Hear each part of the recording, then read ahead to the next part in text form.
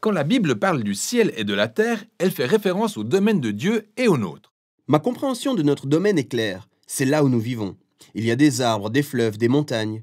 Quant au domaine de Dieu, sa représentation est un peu floue dans mon esprit. Et dans la Bible, on a des indices et des images à travers lesquels on essaie de décrypter ce concept qu'est le domaine de Dieu. Concept qui est naturellement incompréhensible. Donc, ces deux domaines se trouvent dans deux espaces différents, c'est bien ça? En effet, ils sont de différentes natures. Mais le plus intéressant est que dans la Bible, ces domaines ne sont pas toujours distincts l'un de l'autre. Vois donc le ciel et la terre comme deux dimensions différentes capables de fusionner dans le même espace. On parle souvent du fait d'aller au ciel après notre mort, mais la fusion entre le ciel et la terre, on en parle très peu. Ce qui est bien dommage, car l'union entre le ciel et la terre est au cœur de l'histoire de la Bible. On y apprend qu'ils ne faisaient qu'un au départ, avant de voir comment ils ont ensuite été séparés et de découvrir au final le plan de Dieu pour les réunir à nouveau. Et si on reprenait depuis le début, où le ciel et la terre étaient dans une fusion complète? Oui, c'est là toute l'importance de la description que la Bible fait du Jardin d'Éden. C'est un cadre où Dieu et l'humanité demeurent en parfaite harmonie, dans l'unité, et où les humains œuvrent main dans la main avec Dieu pour bâtir un monde magnifique, florissant, épanoui, etc. Mais les humains que nous sommes voulions faire les choses différemment. Nous avons exclu Dieu pour créer un monde sans lui. Exactement. D'où la séparation de ces deux domaines. La Bible se sert de différentes appellations pour définir ces deux domaines afin de bien les distinguer l'un de l'autre. Tu disais que ces deux domaines pouvaient fusionner, non? Peux-tu expliquer comment ça se passe? C'est là que les temples prennent tout leur sens car, dans le contexte biblique, on expérimente la présence de Dieu en se rendant dans un temple. C'est là que le ciel et la terre fusionnent. La Bible décrit deux types de temples. On a d'abord le tabernacle, qui est en fait une tente construite par Moïse, et ensuite il y a cet imposant édifice bâti par Salomon. Et ces temples étaient ornés d'œuvres d'art représentant des arbres fruitiers, des fleurs, des anges, sans oublier les nombreux objets faits à base d'or, de pierres précieuses et autres. Le but étant de vous replonger dans l'atmosphère du Jardin d'Éden. Et au cœur du temple, il y avait un lieu appelé le Saint des Saints. Il était comme le siège même de la présence de Dieu. Donc on peut y entrer et communier à nouveau avec Dieu. Pas si vite, surtout que le temple a aussi ses restrictions. Le fait est que le domaine de Dieu est imprégné de sa présence, sa bonté, sa justice et sa beauté, alors que celui de l'humanité est désormais envahi par le péché, l'injustice et l'horreur que tout ça engendre. Comment ces domaines peuvent-ils arriver à fusionner s'ils sont aussi différents et opposés l'un à l'autre? C'est ce qui a été résolu par le sacrifice d'un animal. C'est bizarre quand même. C'est quoi le rapport avec les sacrifices d'animaux? Le principe est le suivant. Lorsqu'un animal meurt à la place d'une personne, il absorbe en quelque sorte le péché de cette personne.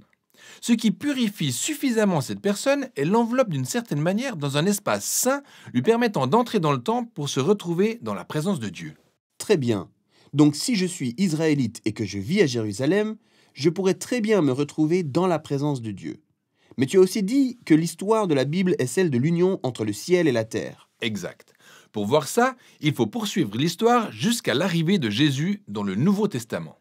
Dans l'évangile de Jean, on a cette déclaration selon laquelle Dieu s'est incarné en Jésus à travers qui il a habité parmi nous. L'utilisation du terme habiter pour illustrer la demeure est assez étrange, car il veut littéralement dire que Dieu s'est inséré dans un tabernacle pour être à nos côtés. Et donc, ce que Jean affirme ici, c'est que Jésus est un temple. C'est maintenant à travers lui que le ciel et la terre fusionnent. Ce qui est intéressant avec Jésus, c'est qu'il ne se contente pas de rester dans des environnements purs et sains, mais il s'aventure, va ça et là, sympathise avec des pécheurs, guérit les gens de leurs maladies et pardonne les péchés. Dans un monde où règne le péché et la mort, il crée véritablement de petites touches de paradis qui permettent aux gens d'expérimenter la présence de Dieu. Et il n'arrête pas de dire à tout le monde que le royaume des cieux est proche. Il a même recommandé à ses disciples de prier activement pour que le royaume de Dieu vienne et que sa volonté soit faite sur la terre comme au ciel. Mais plusieurs personnes perçoivent Jésus comme une menace et le tuent, ce qui semble gâcher tout le projet d'union entre le ciel et la terre. Pour mieux comprendre ça, il faut remonter à une scène qui se déroule plus tôt dans l'histoire de Jésus. Celle où Jean-Baptiste s'est écrié en voyant Jésus « Voici l'agneau de Dieu qui ôte le péché du monde ».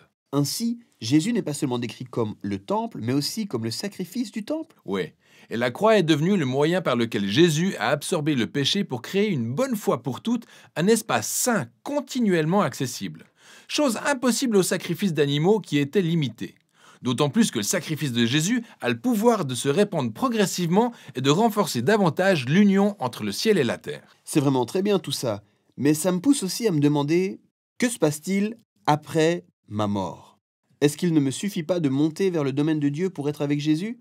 En effet, le Nouveau Testament ne mentionne que très peu le fait que les chrétiens seront avec Jésus au ciel après leur mort, pour la simple raison que cet aspect n'est pas au cœur de l'histoire biblique. Le cœur du message est le procédé par lequel le ciel et la terre entament leur fusion à travers Jésus pour l'achever parfaitement le jour où il reviendra.